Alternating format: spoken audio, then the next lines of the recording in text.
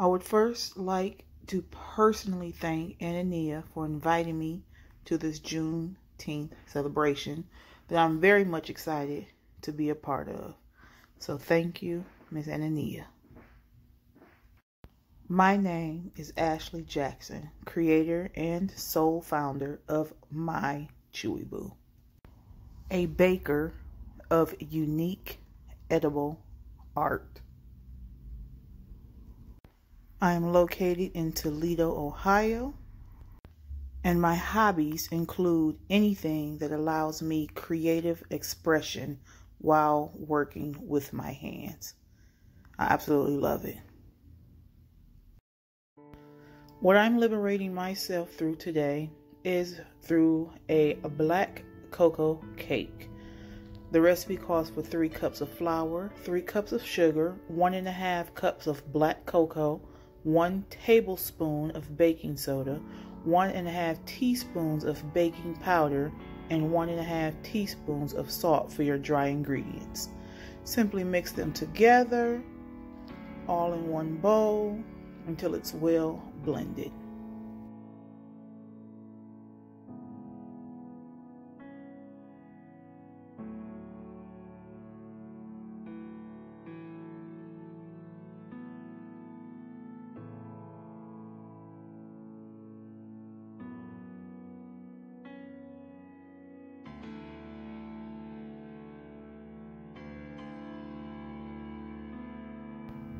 Next, you'll prepare your pans by either using a bit of oil, Crisco, or butter. Here, I opted to use butter.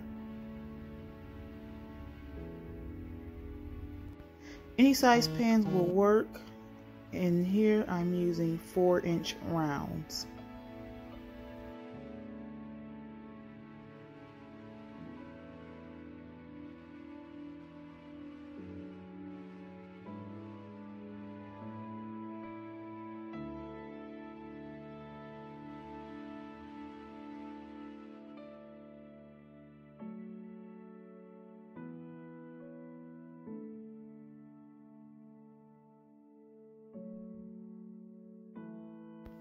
Now I'm adding a bit of black cocoa to lightly dust each of my pans, and this just helps to keep the cake, prevent it from sticking to the bottom of your pans.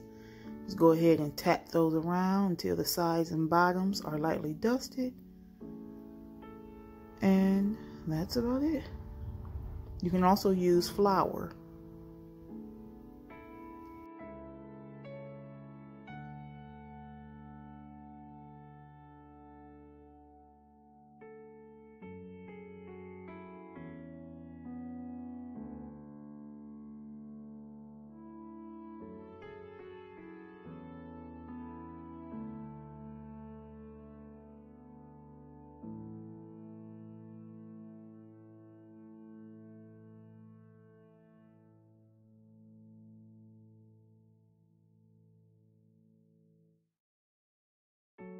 Now that your pans have been dusted with your cocoa powder, it's time to add your wet ingredients into your dry ingredients, which is 4 eggs, 1.5 cup of buttermilk, 1.5 cup of warm water, 1 tablespoon of instant coffee, which is optional. It just helps to bring out the flavor of the chocolate, and 1/2 cup of vegetable oil.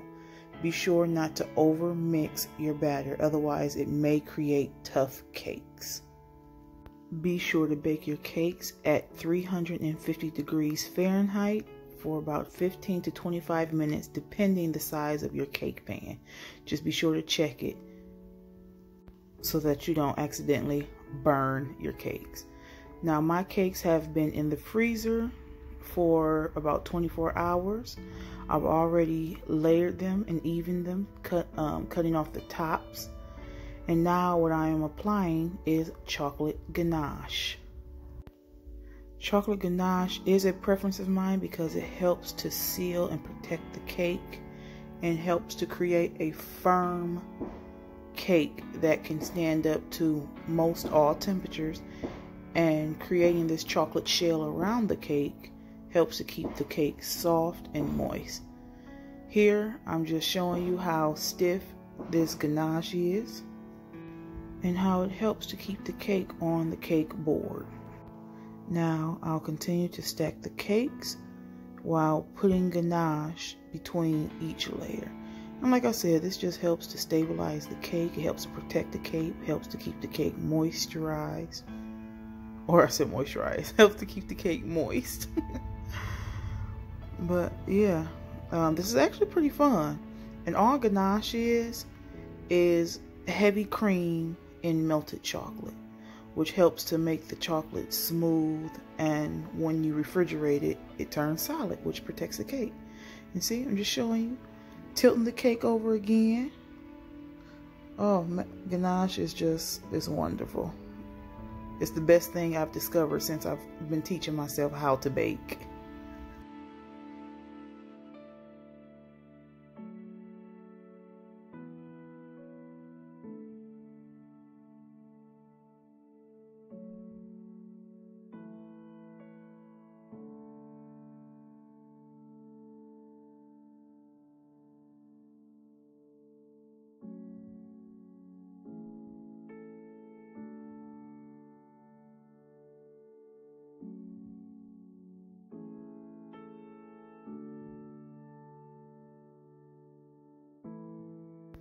Now that I have all 3 layers stacked, I am filling in all the empty spaces with ganache just to help stabilize the cake and give me a nice smooth finish.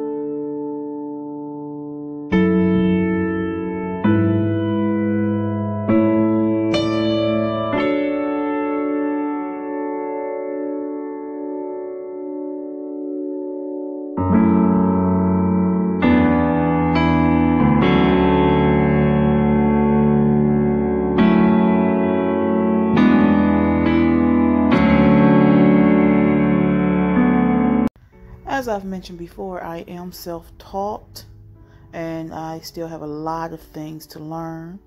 So every baker puts their icing on differently. I kind of just slather it on there and go for what I know.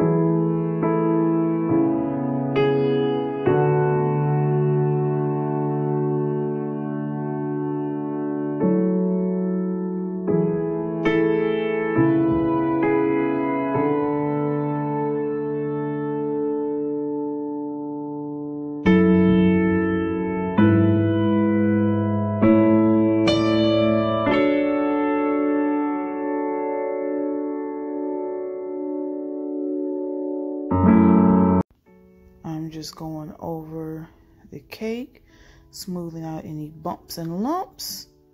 And basically what I'm trying to do is just create a barrel style cake to make sure that all the sides are even and smooth. Because after you do this, if you wanted to use fondant, it would help your fondant to stay on just better.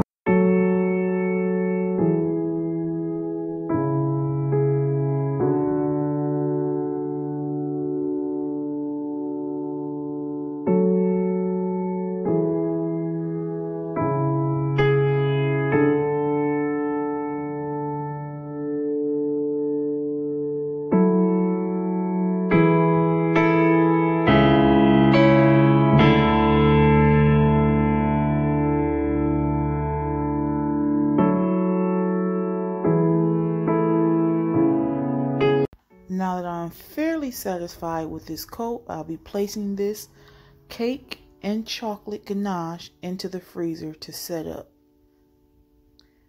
Here I'm working on black fondant. Now this is to make my cake topper. This is homemade fondant. It's made out of marshmallows, and it's basically just Play-Doh. It's food Play-Doh.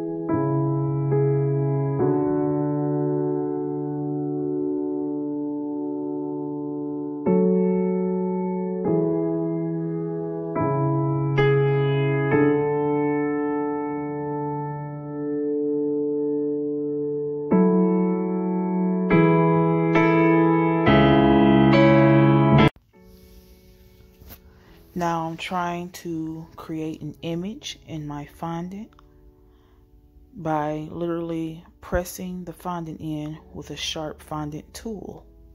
And this takes a little while. This took me about 30 minutes to do, I would say, because I kept going back and I did make a few mistakes, so I rolled it over again to try to help smooth the fondant out and start it over. There are so many wonderful things that you can do with food that I never knew about, and I am just so blessed to have discovered it and to be able to express myself creatively through it. I still have a lot of things to learn, but I'm getting better, and I just want to keep doing this and learn to master it.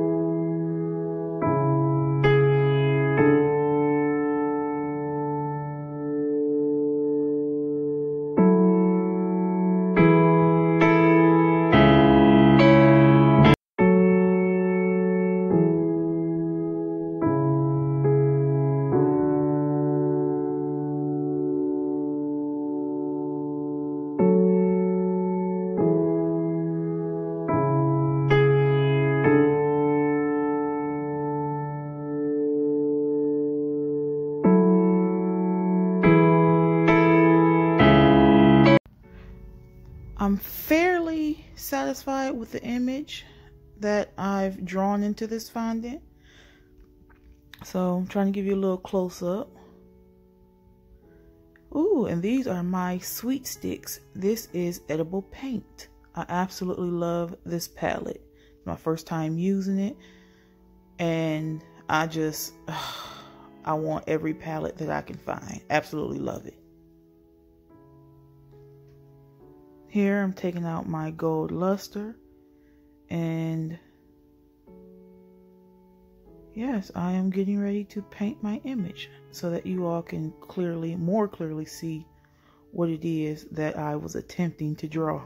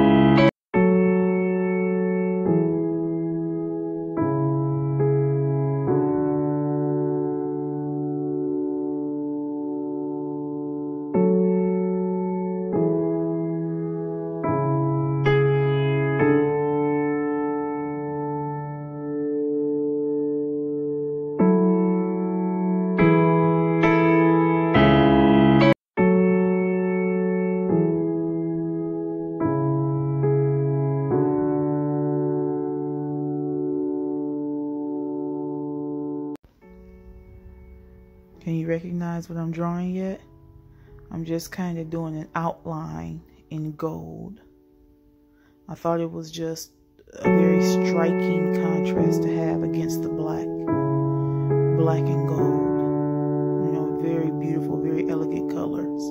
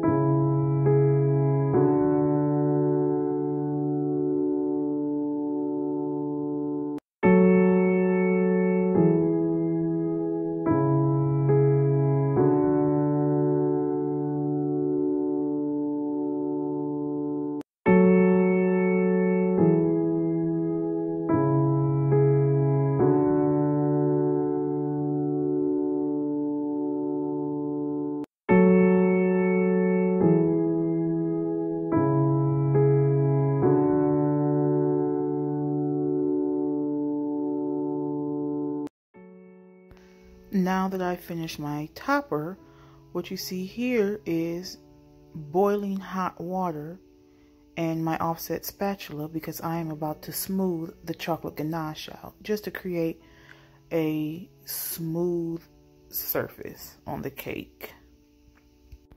Look at how beautiful that is coming. You know, you warm the spoon up and then you wipe the excess water off with a paper towel. You don't want to add too much moisture to the chocolate. And you simply just use the heat from the boiling hot water to smooth out the chocolate and seal up any cracks and holes.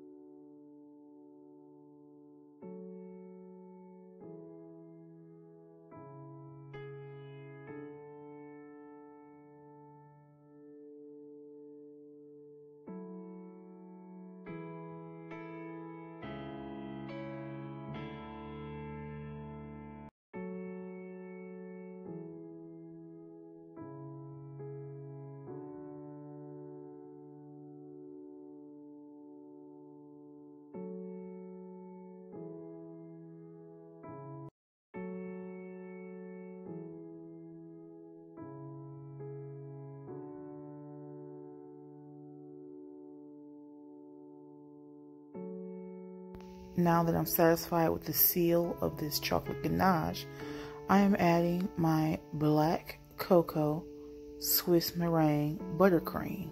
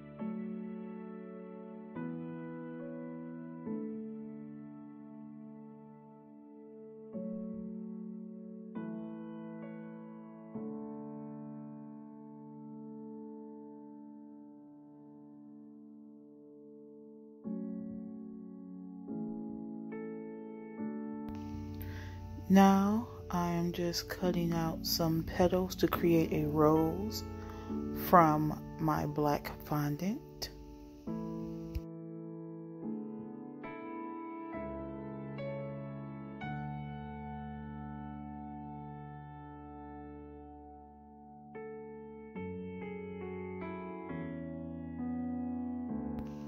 I'm simply using my rolling pin to thin out the edges of this rose, of this black rose.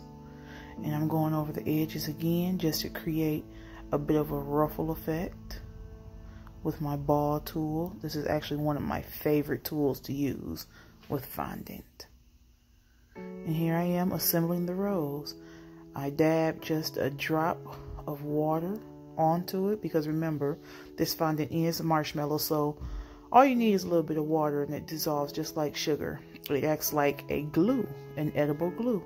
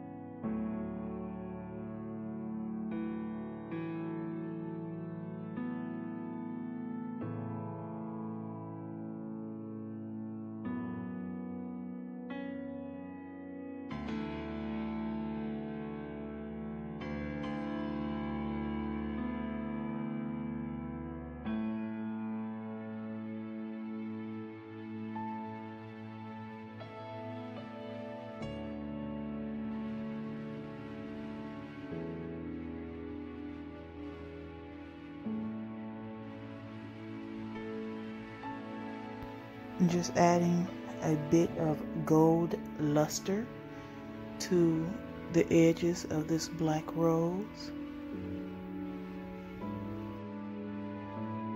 And then comes my absolute favorite part of baking, is assembling and putting your cake together and all the pieces to create the idea that you had in your mind, bringing it into fruition in edible form. So here's the cake that I created. It's in honor of the Black Lives Matter movement and George Floyd, where it says, "I can't breathe." What am I pouring for myself? I am pouring the freedom of self-expression through edible art to show a person's pain, love, joy, and happiness in a slice of cake today, or maybe a cupcake tomorrow. It's wherever my inspiration takes me. How did I get into my craft? Sadly, the catalyst to my creative endeavors in baking was due to a deep sadness and depression in a toxic marriage. And as opposed to becoming destructive, I like to express myself creatively. And finally, my message to the world: damned if you do, damned if you don't. So be who you want to be, unapologetically so. I hope you enjoyed my Juneteenth celebration and how I've decided to liberate myself.